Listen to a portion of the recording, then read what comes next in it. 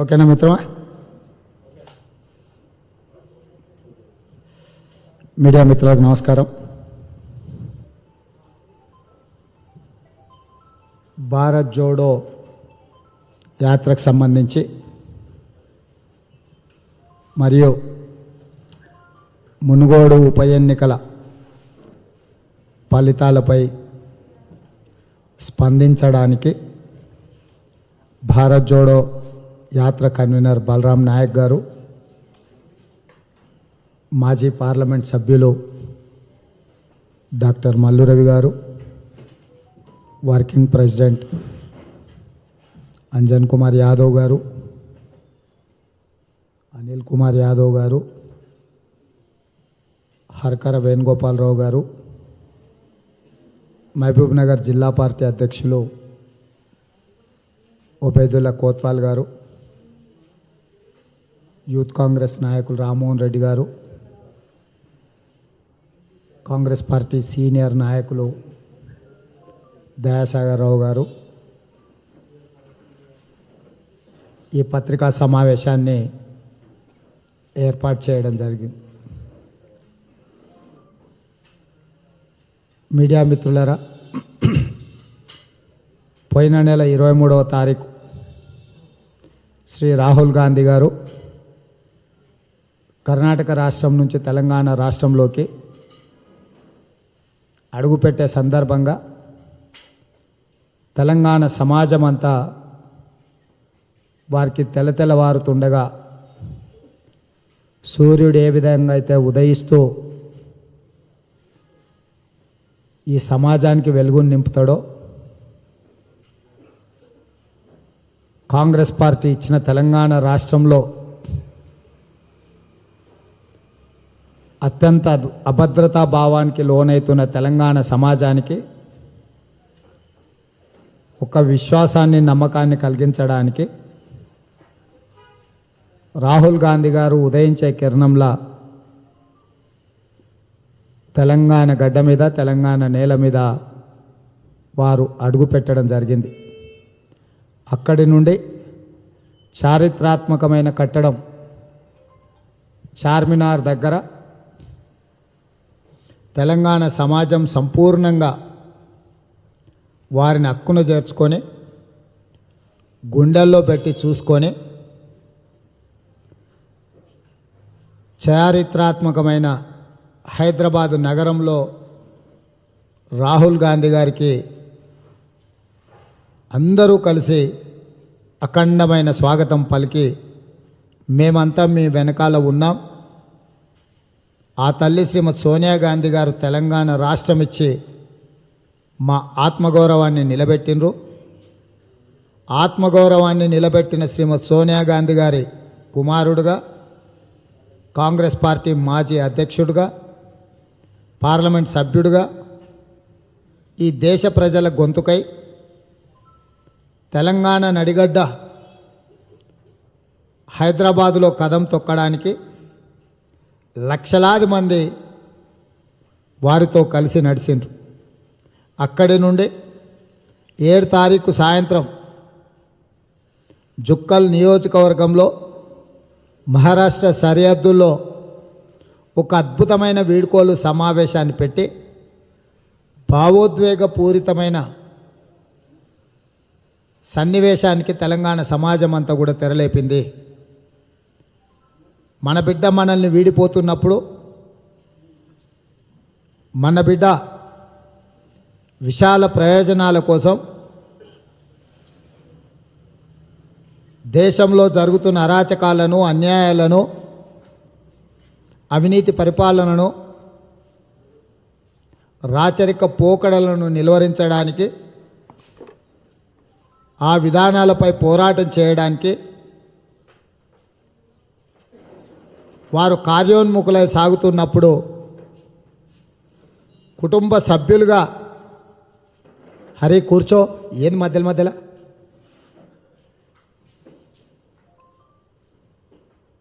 వారు విశాల ప్రయోజనాల దృష్ట్యా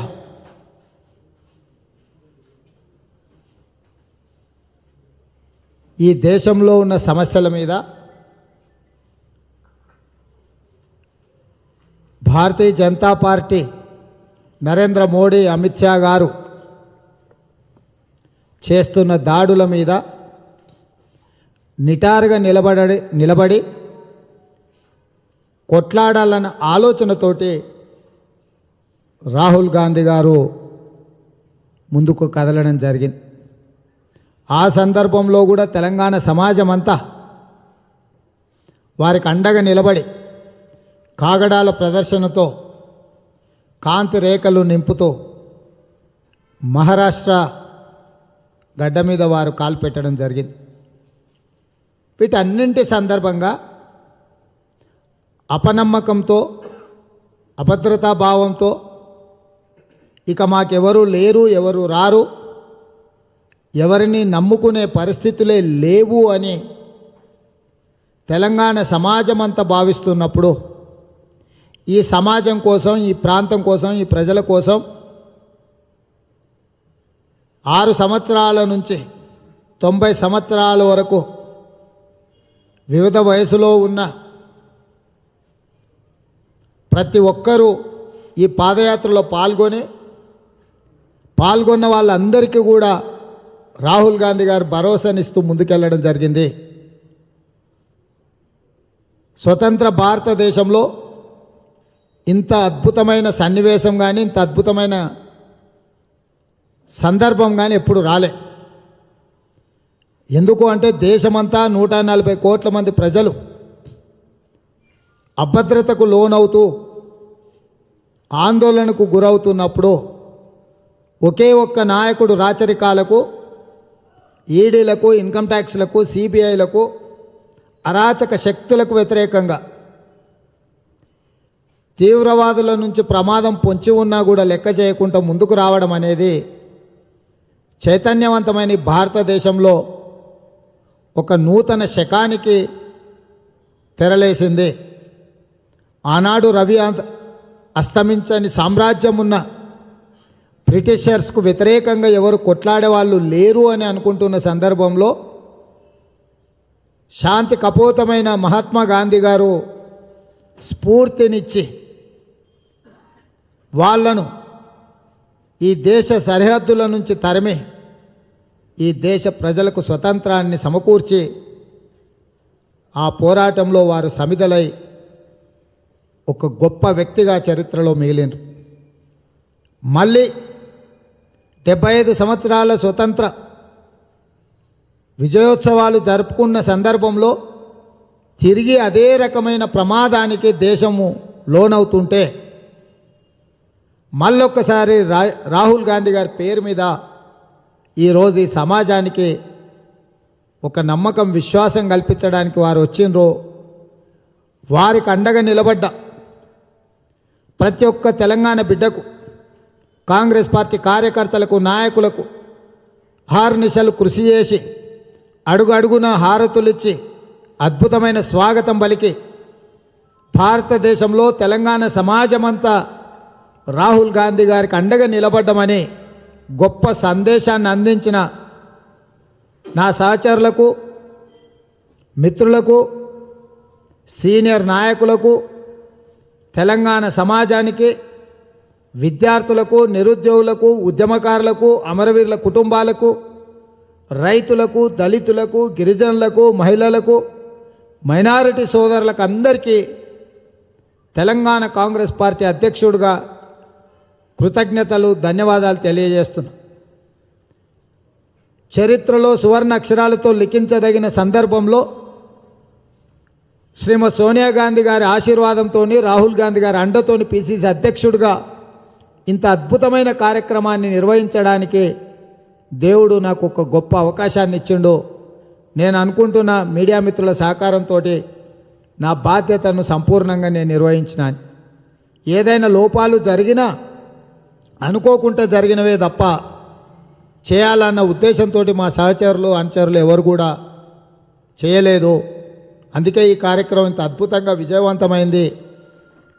ఈ విజయవంతమైన కార్యక్రమాన్ని ప్రపంచానికి తెలియజెప్పిన పాత్రికేయ మిత్రులకు కూడా మనస్ఫూర్తిగా అభినందనలు తెలియజేస్తున్నా.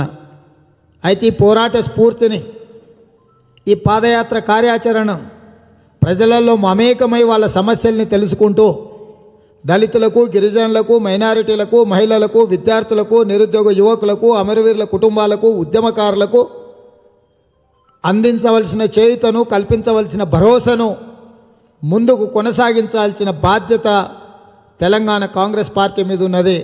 రాహుల్ గాంధీ గారు కూడా వెళుతూ నాకు సిఎల్పి గారికి ఆ విషయాలను చెప్పడం జరిగింది. ఈ కార్యక్రమాన్ని ముందుకు తీసుకెళ్లడానికి వివిధ రూపాలలో కార్యాచరణను రూపొందించుకొని తొందరలోనే ప్రజల దగ్గరికి వస్తాం, ప్రజలకు అండగా నిలబడతాం, ప్రజా సమస్యల మీద పోరాడతాం.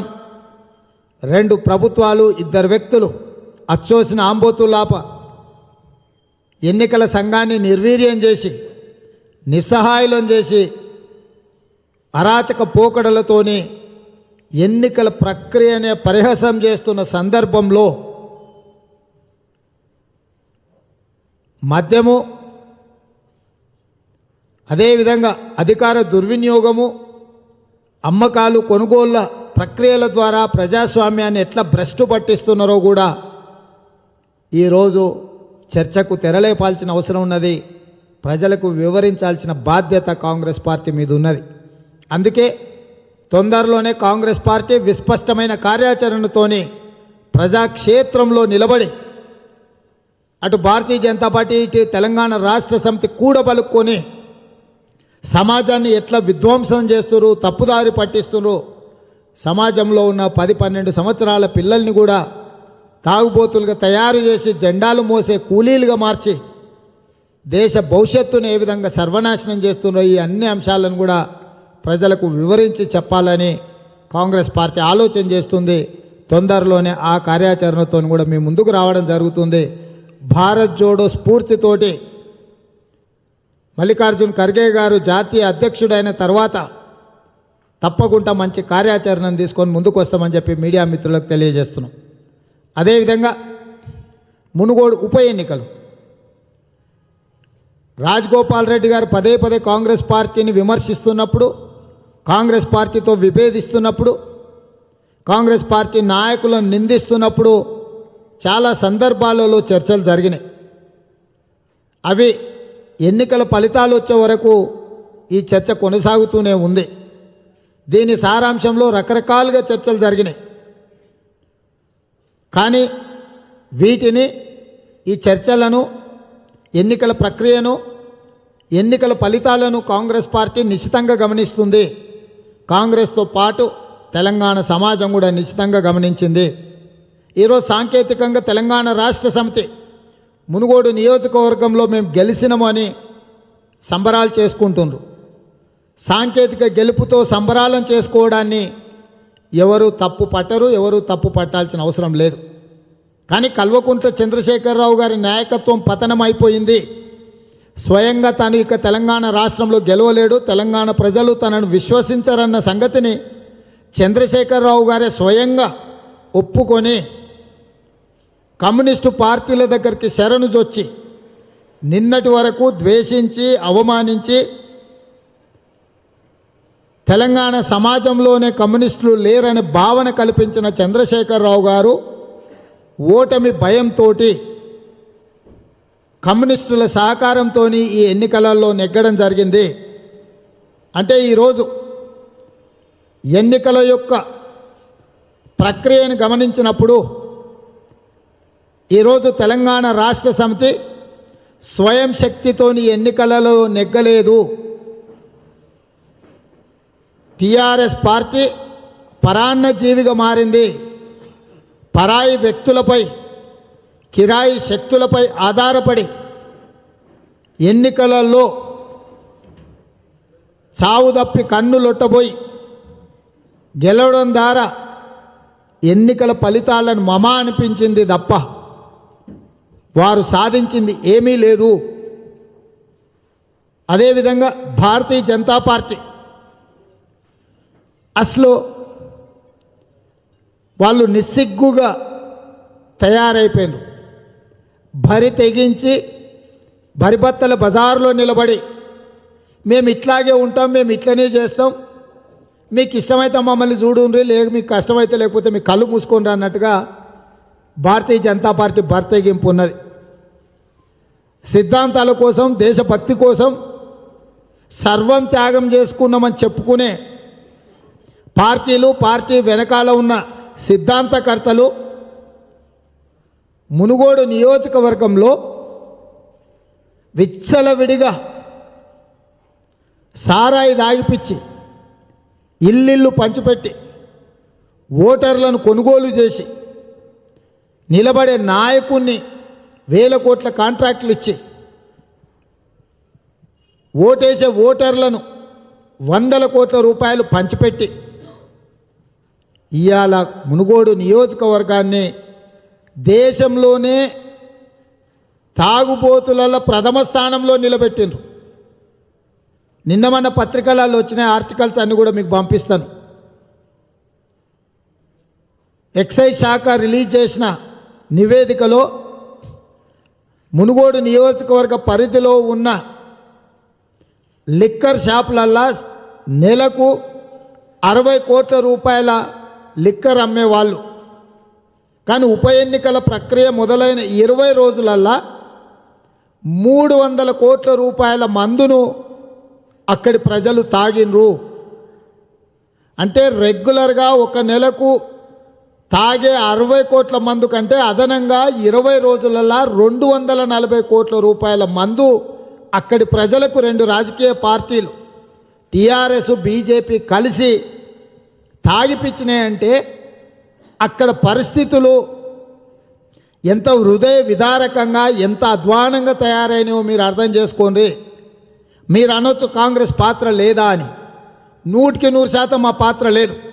మేము స్పష్టంగా మా కాంగ్రెస్ పార్టీ అభ్యర్థి పాల్వై స్రవంతి గారు సవాల్ విసిరినరు. మునుగోడు నియోజకవర్గంలో మందు పొయ్యకుండా, మందు తాగించకుండా ప్రజల్ని ఓట్లు అడుగుదాం, అవసరమైతే యాదగిరిగుట్ట లక్ష్మీ నరసింహస్వామి మీద ఒట్టేసి మన నిబద్ధతను నిరూపించుకుందామంటే బీజేపీ, టీఆర్ఎస్ పార్టీలు, రాజగోపాల్ రెడ్డి, ప్రభాకర్ రెడ్డి గారు పారిపోయినరు. చుక్క మందు పోయకుండా మునుగోడు నియోజకవర్గంలో కాంగ్రెస్ పార్టీ దాదాపుగా 24,000 ఓట్లను పొందింది అని నేను గర్వంగా, నిజాయితీగా ఈ వేదిక మీద నుంచి తెలంగాణ సమాజానికి చెప్పదలుచుకున్నాను. బంగారు తెలంగాణను చేస్తా అని చెప్పిన చంద్రశేఖరరావు గారు సిద్ధాంతం కోసం ప్రాణాలిచ్చే నేపథ్యం ఉన్న భారతీయ జనతా పార్టీ వాళ్ళు 20 రోజుల్లో 240 కోట్లు అదనంగా మునుగోడు నియోజకవర్గ ప్రజలతో మందు తాగిచ్చి మత్తులో ఓట్లు వేయించుకొని ఒకరు మొదటి స్థానం పొందితే రెండో స్థానం పొంది ఇది తమ గెలుపుగా మాట్లాడుకుంటున్నారు. వాళ్ళిద్దరు ఆనందం ఎట్లుందనంటే గెలిచినా అని చంద్రశేఖరరావు గారు చెప్పుకుంటారు. మేము 2వ స్థానానికి వచ్చి కాంగ్రెస్ను 3వ స్థానానికి నెట్టేసినామని భారతీయ జనతా పార్టీ వాళ్ళు సంబరాలు చేసుకుంటారు.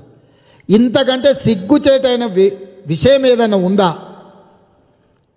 కాంగ్రెస్ పార్టీని 3వ స్థానానికి నెట్టడానికి నరేంద్ర మోడీ, అమిత్ షా, భూపేంద్ర యాదవ్, జేపీ నడ్డా, సునీల్ బన్సల్, తరుణ్ చుగ్, బండి సంజయ్, కిషన్ రెడ్డి, ఇంకా చాలామంది భారతీయ జనతా పార్టీ నాయకులు ప్రతి బూతులో తిష్ట వేసి ఎన్నికలు నిర్వహించినమని చెప్పుకుంటున్నారు.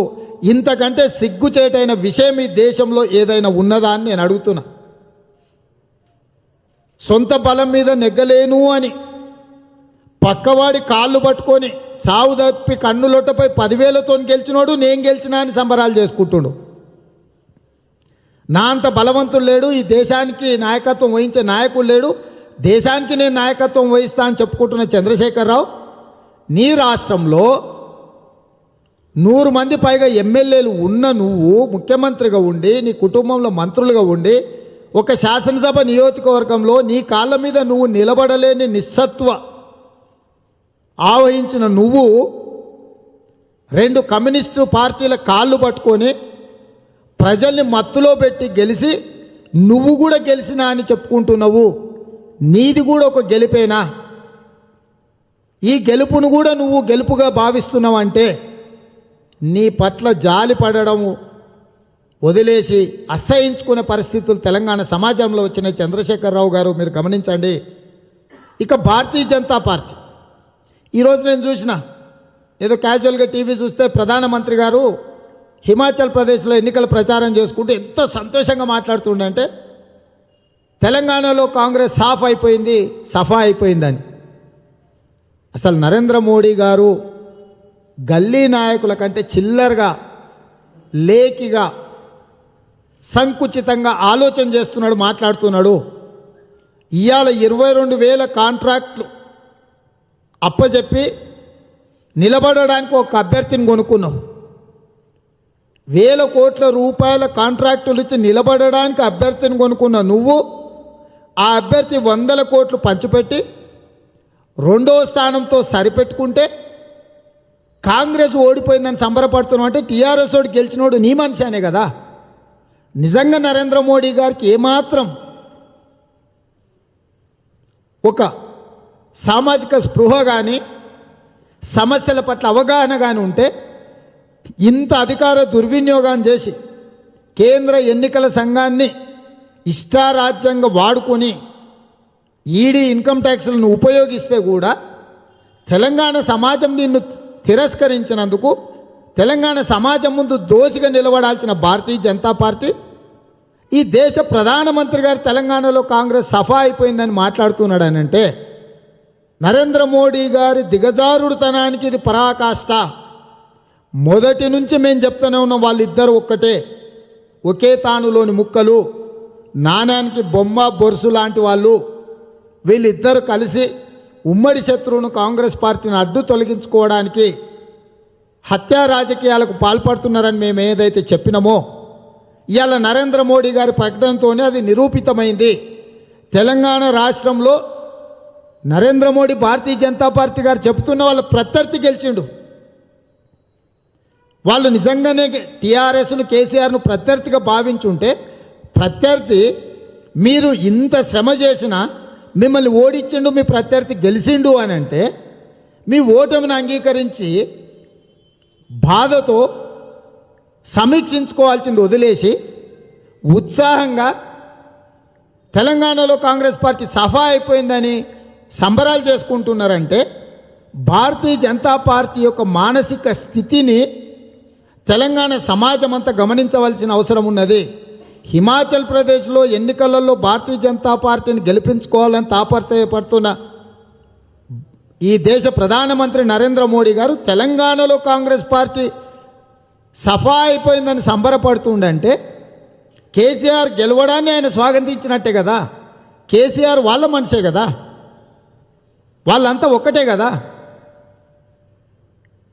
ఇవాళ గెలిచినోడు ఓడినోడు ప్రత్యర్థులుగా ప్రజల ముందల నాటకాలు వేస్తూ కాంగ్రెస్ పార్టీని ఫినిష్ చేసినామని ఇద్దరు కలిసి సంబరాలు చేసుకుంటున్నారంటే వాళ్ళిద్దరు లక్ష్యము కాంగ్రెస్ పార్టీ. మొదటి నుంచి మేము ఏదైతే చెప్పినామో ఈరోజు నరేంద్ర మోడీ గారి మాటల ద్వారా ఇది నిరూపితమైంది. కానీ కాంగ్రెస్ పార్టీ దృష్టిలో అధికారము, డబ్బులు, మద్యము ఇవన్నీ కలిసి తెలంగాణ సమాజాన్ని ఓడించినాయి. ఎన్నికల సంఘము నిస్సహాయంగా నిలబడిపోయింది.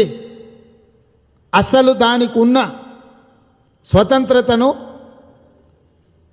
దానికి ఉన్న నిబద్ధతను సర్వం కోల్పోయింది.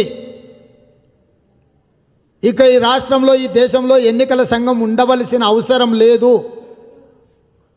శశబిషలు లేకుండా ఎన్నికల సంఘాన్ని రద్దు చేసి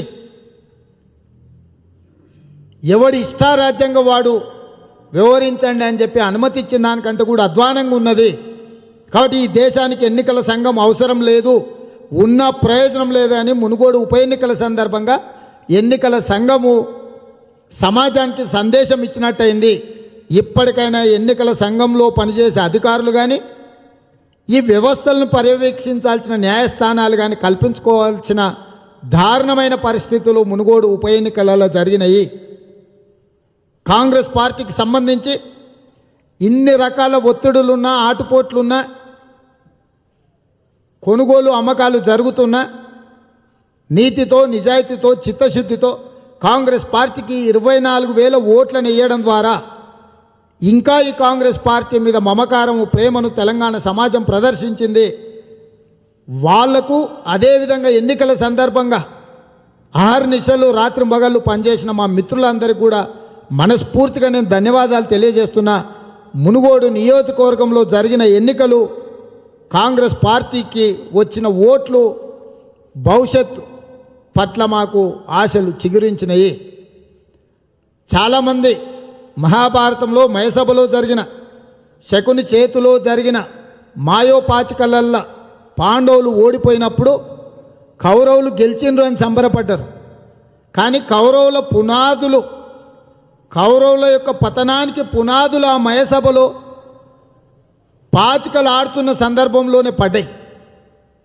అక్కడి నుంచి కొనసాగిన పరంపర కురుక్షేత్రంలో కౌరవ వంశం సర్వనాశనం కావడానికి దారితీసింది.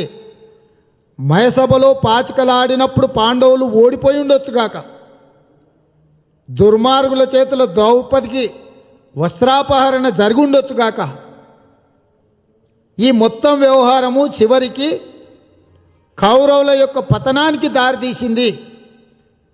అంటే కౌరవుల యొక్క పతనము పాచికలల్లో పాండవులు ఓడిపోయినప్పుడే పునాదులు పడ్డాయి. ఈరోజు మునుగోడు నియోజకవర్గంలో కూడా టీఆర్ఎస్ బీజేపీ పతనానికి పునాదులు పడ్డాయి. ప్రజలు మందుకో పైసలకో తాత్కాలికంగా ప్రలోభపెట్టి కొనుగోలు చేస్తే వచ్చే ఫలితాలు, ఎన్నికల తర్వాత జరిగే పరిణామాలను తెలంగాణ సమాజం అంతా కూడా గమనించడానికి ఒక అవకాశం వచ్చింది. ఇవాళ తెలంగాణ సమాజం అంతా రాబోయే సాధారణ ఎన్నికలల్లా టీఆర్ఎస్ బీజేపీ ఏ రకంగా వ్యవహరించబోతుందో, ఏ రకంగా దుర్మార్గంగా తెలంగాణను ఆక్రమించుకోవడానికి ఒకడు, రాజ్యాన్ని నిలబెట్టుకోవడానికి ఇంకొకడు ఎంత దుర్మార్గంగా వ్యవహరిస్తారో మునుగోడు ఎన్నికలల్లా కళ్ళకు కట్టినట్టుగా చూసిండ్రు. మయసభలో ఒకడు గుంజురా అన్నాడు, ఇంకొకడు గుంజిండు చీర. ఇక్కడ కూడా ప్రజాస్వామ్యాన్ని చెరబట్టాలని ఒకడు ఆలోచన చేసిండు, నువ్వు అనే లోపల నేను చెరబట్టినా అని ఇంకోడు చర్యలకు పాల్పడ్డాడు. కాబట్టి ఇవాళ స్పష్టంగా తెలంగాణ సమాజం ముందు మహాభారతంలో మయసభలో జరిగిన మాయా పాచికల వ్యవహారం ఏ విధంగా ఉందో, చివరికి అది కౌరవ సామ్రాజ్యం పతనానికి, కౌరవ వంశం సర్వనాశనానికి ఎట్లు ఉపయోగపడ్డదో, మునుగోడు ఉప ఎన్నికలలో కాంగ్రెస్ పార్టీ ఓడిపోయి ఉండొచ్చు, కానీ కాంగ్రెస్ పార్టీ ఓటమి రాబోయే సాధారణ ఎన్నికలలో టీఆర్ఎస్ బీజేపీల పతనానికి, వాళ్లను నేలమట్టం చేయడానికి తెలంగాణ సమాజానికి ఒక దారి దొరికింది, ఒక ఆలోచన కలిగించింది. ఈ ఎన్నికలలో ఓట్లు రాలేదన్న నిరాశ ఉన్న ముక్కబోని పోరాట పటిమతోని ఇద్దరు ఆంబోతులను, మదపు టేనుగులను మా కార్యకర్తలు నియంత్రించగలిగినరు. మా కార్యకర్తలు ప్రజల పక్షాన నిలబడ్డరు. మా నాయకులు నిరంతరం శ్రమ చేసి కష్టం వచ్చినప్పుడు మేము పార్టీ పక్షాన నిలబడతాం, పార్టీ ఆదేశాలను పాటిస్తామని నిరూపించుకున్నారు. పిసిసి అధ్యక్షుడిగా నేను సంతృప్తిని ప్రకటిస్తున్నా. మునుగోడు నియోజకవర్గ ఎన్నికల ఫలితాల పట్ల మా శ్రేణుల యొక్క శ్రమను నేను గుర్తిస్తున్నా. ఇదే విషయాలను రాహుల్ గాంధీ గారికి నేను వివరించడం జరిగింది. ఫలితాలు మాకు అనుకూలంగా రాకపోవచ్చు, కాంగ్రెస్ అభిమానులకు నిరాశ కలిగించి ఉండొచ్చు, కానీ మా పోరాట పటిమలో లోపం లేదు. ఇది మా భవిష్యత్తు పోరాటానికి పునాదులుగా ఉంటాయి. టీఆర్ఎస్ బీజేపీలను కూకటి వేళ్లతో తెలంగాణ సమాజం నుంచి పెకిలించి వేయడానికి కాంగ్రెస్ పార్టీకి ఈ అనుభవం ఉపయోగపడుతుంది. ఖచ్చితంగా మునుగోడు ఉప ఎన్నికల నిర్వహణను ఒక అనుభవంగా, ఒక ఆలోచనగా మలుచుకొని భవిష్యత్ కార్యాచరణను కాంగ్రెస్ పార్టీ తీసుకొని సాధారణ ఎన్నికలల్లో తెలంగాణలో కాంగ్రెస్ ప్రభుత్వాన్ని ఏర్పాటు చేసే దిశగా మా కార్యాచరణ ఉంటుంది.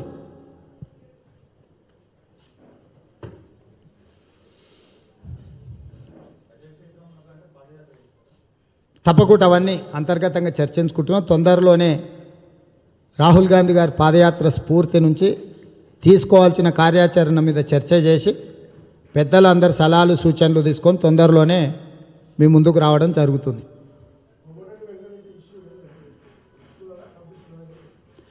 కోమటిరెడ్డి వెంకటరెడ్డి గారు ఏఐసిసి సభ్యులు, పార్లమెంట్ సభ్యులు. ఏఐసిసి స్థాయిలో ఆ సమస్యను పరిశీలిస్తున్నారు. వాళ్ళు నిర్ణయం తీసుకుంటారు, వాళ్ళు ఆదేశాలు ఇస్తారు. ఇది రాష్ట్ర కాంగ్రెస్ పార్టీ పరిధిలోని అంశం కాదు. కాబట్టి ఏఐసిసి ఆదేశాల మేరకు అనుకూలంగా తెలంగాణ కాంగ్రెస్ పార్టీ పనిచేస్తుంది, వ్యవహరిస్తుంది.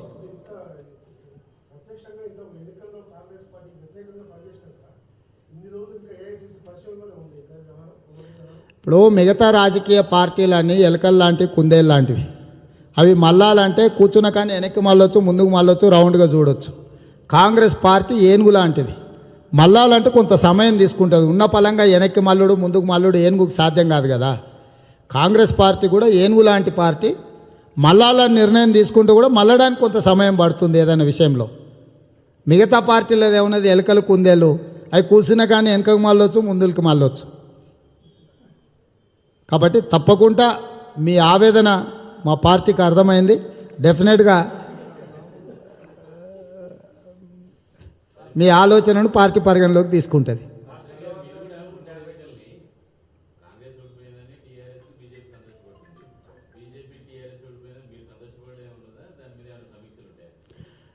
ఇప్పుడు సమీక్షనే కదా మీకు చెప్పింది.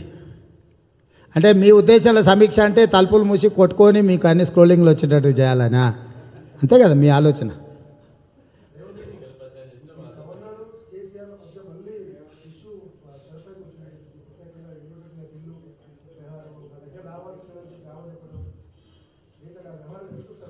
ఇప్పుడు వాళ్ళు రోజు చిల్లర పంచాయతీ పెడతారబ్బా. వాళ్ళు జనతా అవేం వైన్ షాప్ల పక్కన రూమ్లు ఇస్తారు చూడు, పర్మిట్ రూమ్లు. జనతా బారా, జనతా బార్లా 2 దాయి నాకు ఎవడే మాట్లాడుతుండే ఎవరికేం తెలియదు. పర్మిట్ రూమ్ అంటారా? అట్లనే సమస్యల్ని పక్కదో పట్టించడానికి గవర్నర్ వ్యవస్థ, ప్రభుత్వ వ్యవస్థ రోజు చిల్లర ముచ్చట్లకు అలవాటు పడ్డారు. ఇది రాజ్యాంగంలో ఉన్న పొందుపరిచిన 75 సంవత్సరాలు ప్రాక్టీస్ చేసిన ఒక వ్యవస్థలు ఉన్నాయి. వాళ్ళు ఏదైనా ఆమోదింపజేసుకోవాలనుకున్నప్పుడు గవర్నర్ గారికి పంపించినప్పుడు గవర్నర్ గారు అందులో ఏమన్నా అనుమానాలు ఉంటే రాష్ట్ర ప్రభుత్వం ఆ సమస్యలు పరిష్కరించాలంటే వాళ్ళకు పోయి వివరణ ఇవ్వాలి. అది బాధ్యత. దాంట్లో తప్పేముంది? గవర్నర్ గారు ఏదైనా అంశాన్ని ప్రభుత్వం నుంచి ప్రతిపాదన వచ్చినప్పుడు అనుమానాలు ఏమన్నా ఉంటే నివృత్తి చేయడం అనేది రాష్ట్ర ప్రభుత్వం యొక్క బాధ్యత.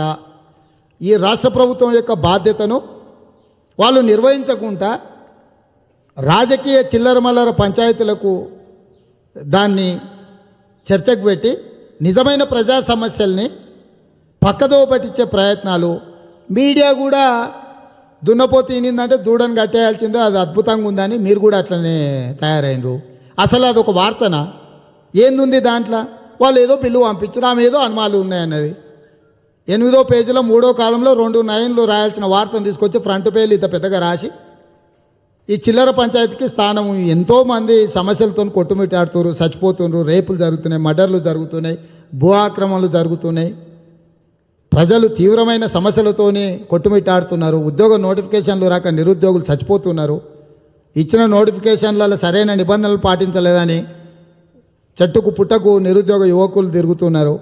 అవేవి కాదని ఈ చిల్లర పంచాయతీ తీసుకొచ్చి టీవీలలో పెద్ద పెద్ద అక్షరాలు, పేపర్లలో పెద్ద పెద్దగా రాయడం అనేది పత్రికలు, ప్రసార సాధనాలు కూడా సోయి తప్పినట్టే అనిపిస్తున్నాయి నాకైతే.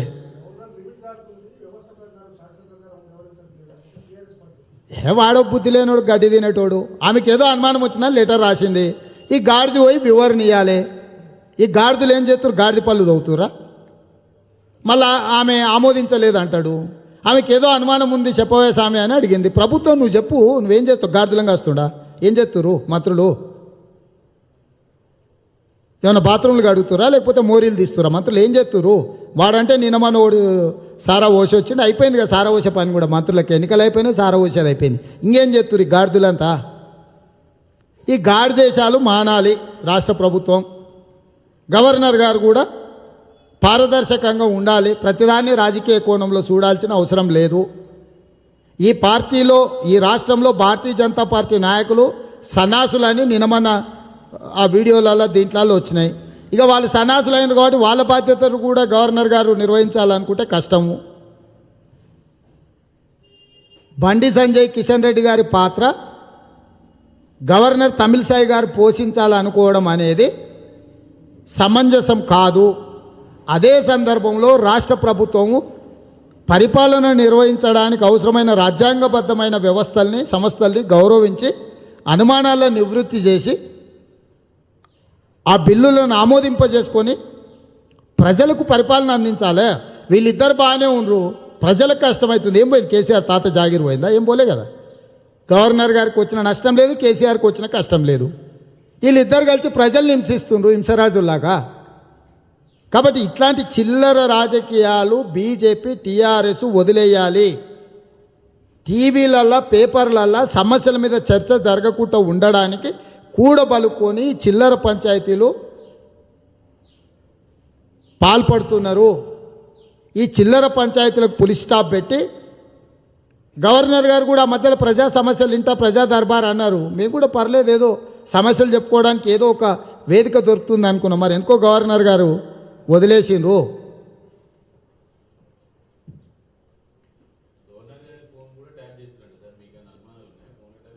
అయ్యా వాళ్ళిద్దరు అదే పుస్తకం, అదే తానులోని ముక్కలు, వాడు చేస్తుండు వీడు చేస్తుండు, ఎవరినేమంటాం? మొదటి నుంచి మేము చెప్పేది అదే కదా. ఇద్దరు ఎక్స్పర్ట్స్ అయినారు. వాళ్ళది మిత్రభేదం, శత్రుభేదం కాదు. బీజేపీది టీఆర్ఎస్ది. శత్రుభేదం అంటే ఒకరినొకరు అంతమొందించుకునేది. మిత్రభేదం అంటే వాటాల పంపకాలు తేడా వచ్చినప్పుడు ఎక్కువ తక్కువలు అయినప్పుడు జరసేపు కొట్లాడుకుంటారు. మళ్ళీ పంపకాలు సెట్ కాగానే ఇద్దరు కలిసి ఒకరి భుజాల మీద ఒకటి చేసుకొని మళ్ళా ఊరి మీద పోతారు. విక్రమార్కుడు సినిమా చూసినావా? రవితేజ బ్రహ్మానందం ఉంటారు చూడు, ఊర్లతో గుండు కొట్టి మొత్తం వసూలు చేసుకొచ్చి నాకు చెట్టు కింద కూర్చొని పంచుకుంటుంటారు. అరగుండు గుండు కొట్టి సంపాదించుకొచ్చిందంతా పంపకాలు వాళ్ళు ఇద్దరు పంచాయతీ పెట్టుకుంటారు. అయిపోయినాక మళ్ళీ కలిసి ఇద్దరు కలిసి ఊరి మీద గుండు కొట్టడానికే బయలుదేరుతారు. బీజేపీ టీఆర్ఎస్ కూడా అంతే. విక్రమార్కుడు సినిమాలో రవితేజ బ్రహ్మానందం స్టోరీ ఎట్లనో పంపకాల పంచాయతీ, ఈ రాష్ట్రంలో బీజేపీ టీఆర్ఎస్ కూడా గంతే. మిత్రభేదమే వాళ్ళది, శత్రుభేదం కాదు. అందరు ప్రజలకు కొడుతురు, మాకొక్కరు కొడితే పర్వాలేదు, పెద్ద నష్టం లేదు. ప్రజలకు గుండు చేస్తున్నారు, అరగుండు గుండు.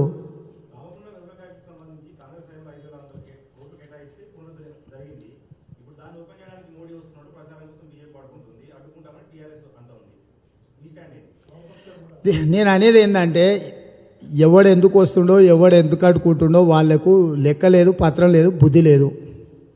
ఫస్ట్ అసలు చర్చ పెట్టండి. ఇచ్చింది ఎవడు, తెచ్చింది ఎవడు, చేసింది ఏంది, అడుకోవడానికి కారణం ఏంది, ఆయన రావడానికి కారణం ఏంది? రావడానికి కారణం లేదు, అడుకోవడానికి కారణం లేదు. నేను చెప్తున్నా కదా, ఇద్దరు బేకారోళ్ళు రోడ్డు మీద నిలబడి చిల్లర పంచాయతీ చేస్తే మనందరం పొద్దుపోక ఆగి ట్రాఫిక్ జామ్ చేసి చూసినట్టు ఉంది. కళ్ళు కాంపౌండు పర్మిట్ రూమ్, బార్ పక్కన ఉండే పర్మిట్ రూమ్ జనతా బార్ ఉంటుంది కదా, దాంట్లో ఎప్పుడైనా నువ్వు పోయి సాయంత్రం పూట ఒక 15 నిమిషాలు నిలబడి చూడు. ఇట్లాంటి చిల్లరోళ్ళు ప్రతి టేబుల్కి ఇద్దరు ఉంటారు. సేమ్ తెలంగాణ రాష్ట్రంలో బీజేపీ టీఆర్ఎస్ మధుకళ్ళు దాగిన వ్యక్తుల్లాగా చిత్ర విచిత్రంగా వ్యవహరిస్తురు. ఇది జుగుప్స, అసహ్యం కలిగిస్తుంది. ప్రధానమంత్రి స్థాయిలో వాళ్ళు వ్యవహరించడం లేదు, ముఖ్యమంత్రి స్థాయిలో వీళ్ళు స్పందించడం లేదు. ఇవన్నీ ప్రజలు నిశ్చితంగా గమనిస్తారు. కాకపోతే ప్రజలు ఇప్పటికిప్పుడు చేయడానికి ఏమి లేదు కాబట్టి నిస్సాయంగా ఉన్నారు. ఇవన్నీ కూడా రేపు కొలబద్ద అవుతాయి జనరల్ ఎలక్షన్స్లో. మునుగోడు ఉప ఎన్నికలు కావచ్చు, ఎరువుల ఫ్యాక్టరీ చిల్లర పంచాయతీ కావచ్చు, ఇవన్నీ కూడా ప్రజలు నిశ్చితంగా గమనిస్తున్నారు. ఇక ఏదో పోయి ఇక కొత్తగా మతం పుచ్చుకున్నాడు, పంగనామాలు పెద్ద పెద్దవి పెట్టుకున్నాడంట, అట్లుంది. ఇంకేమంటాం? ఇక ఆయన ఏం చెప్తుండో వీళ్ళు ఏం చేస్తుర్రో మనకేం తెలుసు. ఇక ఎవరు వాళ్ళ పొత్తులు ఎవరు కొత్తగా చేరిండ్రో వాళ్ళు ఏదో కొత్త సంసారం నడుస్తుంది కదా, ఎన్ని రోజులు ఉంటుందో చూద్దాం.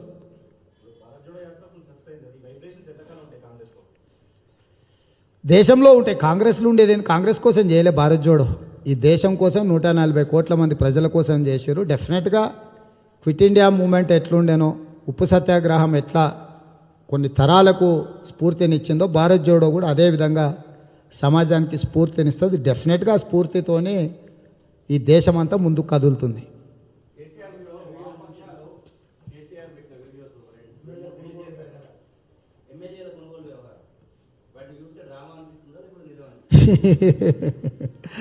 ఇక నవ్వాలనో ఏడవాలనో అర్థం కాలే. విచారణ చేయడానికి నియమించిన అధికారుల దగ్గర ఉండాల్సిన వీడియోలు చంద్రశేఖరరావు గారు ప్రగతి భవన్లో ఉన్నాయంటేనే చంద్రశేఖరరావు గారు ఎవరిని కాపాడాలనుకుంటుండ్రో దీన్ని బట్టి అర్థం చేసుకోవచ్చు. ఈ ఎదవల గురించి చెప్తలేను. ఈ ఎదవలు 5 ఏళ్ళ నుంచి 4 ఏళ్ళ నుంచి అందులోనే ఉండరు. దొరగారి దొడ్లో గడ్డి తినాలి, పెండ పెట్టాలి. ఈ ఎదవలు అంతకంటే చేసిందే ఉంది. ఇక వాళ్ళ గురించి కాదు. అమ్మకాలు కొనుగోలు జరిగిన ప్రజాప్రతినిధుల విషయంలో పోలీసులకు ఫిర్యాదు చేసిర్రు. పోలీసు ఉన్నతాధికారులు అక్కడ కెమెరాలు బిగించి వీడియో రికార్డ్ చేసి ఆధారాలను సేకరించిండ్రు. అధికారులు సేకరించిన ఆధారాలన్నిటిని కూడా కోర్టుకి ఇవ్వాలి. కోర్టుకిచ్చి ముద్దాయిలను అరెస్టు చేసి జైలుకు పంపించి కస్టడీలకు ముద్దాయిలను తీసుకోవాలి విచారణ చేయడానికి. ఈ ఆధారాలను కోర్టుకి ఇచ్చిన తర్వాత కోర్టు అనుమతితోని వాటి పరిశీలించడానికి అధికారులు తీసుకోవాలి. విచారణ అధికారుల దగ్గర ఉండవలసిన వీడియోలు, ఆడియోలు ప్రగతి భవన్లో చంద్రశేఖరరావు గారి దగ్గర ఉండి వారు ప్రదర్శించిన తర్వాత అవి కోర్టు ముందు ఆధారాలుగా పనికిరావు. ఇందులో ఇరుక్కున్న వాళ్ళను తప్పించడానికి చంద్రశేఖరరావు గారు ముందుగానే వాటిని విడుదల చేసిండు. నేరగాళ్లతోని కుమ్ముక్కయి భారతీయ జనతా పార్టీకి ఇందులో నుంచి తప్పించుకోవడానికి చంద్రశేఖరరావు గారు భారతీయ జనతా పార్టీ చేసుకున్న చీకటి ఒప్పందంలో భాగంగానే ఈ వీడియోలను విడుదల చేసిండు. ఇది నేను అనడం కాదు. తెలంగాణ హైకోర్టు పిటిషన్స్ విచారణకు వచ్చిన సందర్భంగా ముఖ్యమంత్రి గారే వీటిని విడుదల చేసిండు. ముఖ్యమంత్రి గారే వీటిని ప్రదర్శించి మాట్లాడుతున్నాడు. ఇది విచారణ మీద ప్రభావం చూపిస్తుంది. ఆధారాలను అన్నిటిని కూడా ఏ విధంగా ప్రదర్శిస్తారని హైకోర్టే అడిగింది. అంటే ఇందులో ప్రజల్ని మభ్యపెట్టడానికి అవసరమైన రాజకీయ కార్యాచరణ మాత్రమే ఉంది తప్ప దోషులను శిక్షించాలి లేకపోతే దోషులకు శిక్ష పడాలన్న ఆలోచన చంద్రశేఖరరావు గారికి ఏ కోశాన లేదు. This only blame game. ఈయన బుద్ధిమంతుడైనట్టు సత్యహరిచంద్రునికి ఏమంటారు అవిభక్త కౌల సోదరులు అయినట్టు సత్యహరిచంద్రుడు చంద్రశేఖరరావు ఇద్దరు తలకాయలు 2 ఉంటాయి చూడు. వీణావాణి ఉన్నారు కదా, తలకాయలు ఒకటే అతుక్కొని ఉండే బాడీలు 2. ఆ లెవెల్లో చంద్రశేఖరరావు గారు నటిస్తారు. పత్రికా సమావేశం పెట్టి ఇంత దుర్మార్గం ఉంటుందా? ఇంత అరాచకం ఉంటుందా? ఇట్లా ఎమ్మెల్యేలు అనుకుంటారా? అసలు ఇది ఎప్పుడైనా సమాజం చూసిందా? సమాజం ఏమైపోవాలి? 100 ఎలుకలు తిన్న పిల్ల అంటే తీర్థయాత్రలకు పోయిందంట, నా అంత మునగాలేడని. మరీ సిగ్గు తప్పిపోయింది ఆ చంద్రశేఖరరావు. సిగ్గు అనే పదం కూడా సిగ్గుపడేటట్టుంది చంద్రశేఖరరావుతో పోలిస్తాయి. ఆయన ప్రెస్ మీటు నువ్వు చెప్పినావు కదా ప్రదర్శించడు ప్రెస్ మీట్ అని. సిగ్గు అనే పదం కూడా చంద్రశేఖరరావు గారి పట్ల మనం వాడితే ఆ పదం కూడా సిగ్గుపడేటట్టుంది ఆయన నాటకం. ఎవరే వాళ్ళు ఎడగొనుకోపోయిండు. అమ్ముడు పోయినోడు మళ్ళీ అమ్ముడు కూడా. ఆ సన్నాసులను మా దగ్గరికి వెళ్ళి కొనుక్కపోతివి.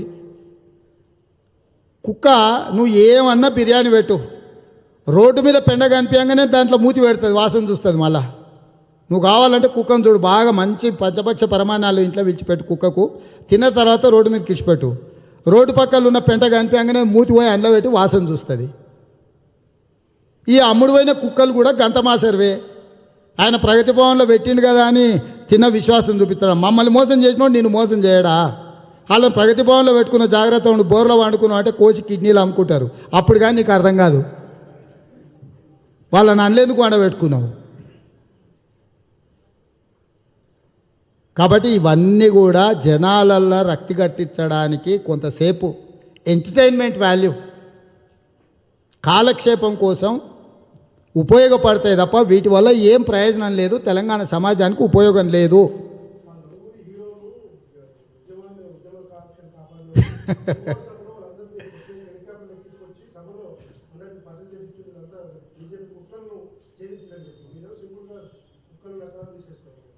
ఇప్పుడు నేను అదే చెప్పేది కదా, వాళ్ళ నాయకుడికి అట్లే ఉన్నాడు, దండపాలెం ముఠాలాగా ఉండాలి. దండపాలెం ముఠా సినిమా చూసినావా?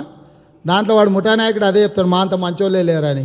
ఊరి మీద దొరికిన పందులను కూడా వదిలేరు వాళ్ళు. పోతే దొంగతనాలే కాదు, పందుల్ని కూడా, పెంట మీద దొరికిన పందులను కూడా పొడిచి చంపి తీసుకొని పోయి కోసుకొని తింటారు. కోర్టుకు పట్టుకరాగానే అబ్బా మేము అసలు నేరవే చేయలేదంటారు. ఇక దండపాలెం ముఠలాగుంది కేసీఆర్ ఆ నలుగురిని చూస్తే.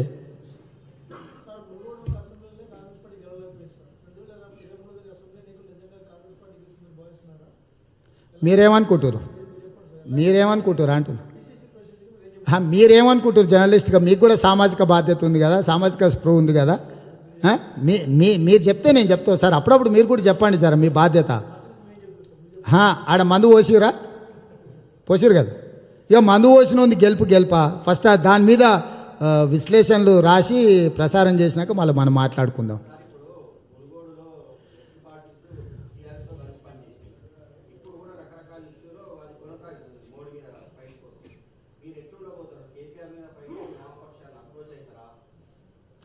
ఇప్పుడు మేము అనేది ఏంటంటే ఎవరిని అప్రోచ్ గారు, ఎవరి అవసరాలు వాళ్ళవి, వాళ్ళ అవసరాలను బట్టి వాళ్ళు వ్యవహరిస్తారు.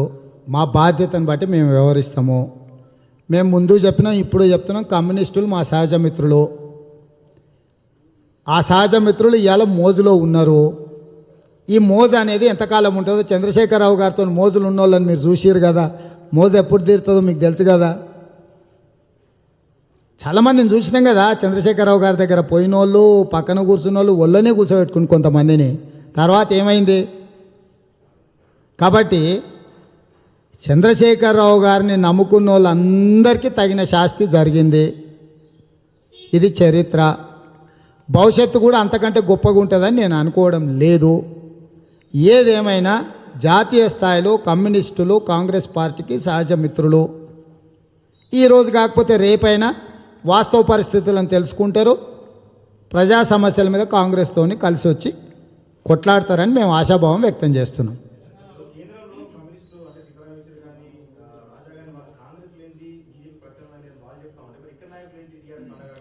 ఇక నేను అనేది ఏంటంటే ఇక ఎక్కడికక్కడ ఏమంటారు, లోకల్ ఏజెన్సీలు సపరేట్గా ఉంటున్నాయి. దానికి మనం ఏం చెప్తాం? అది ఆ పార్టీని అడగాలి, మేము చెప్పలేం కదా దాని మీద సమాధానం.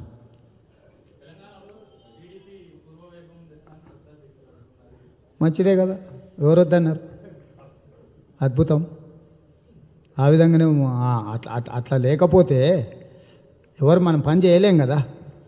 మంచిదే కదా. ఏవో రాజకీయ పార్టీ షర్మిల గారు కూడా తిరుగుతూనే ఉన్నారు కదా, రాజన్న రాజ్యం తెస్తా అని. సో వాళ్ళ స్వేచ్ఛ, అది రాజ్యాంగం వాళ్ళకి కల్పించిన హక్కు, స్వేచ్ఛ. ఎవరైనా స్వేచ్ఛగా తమ విధానాలు చెప్పుకోవచ్చు, ఓట్లు అడగవచ్చు, ప్రజల దగ్గరికి వెళ్ళొచ్చు. మాకేం ఎలాంటి అభ్యంతరం లేదు, అభిప్రాయం కూడా లేదు. ధన్యవాదాలు.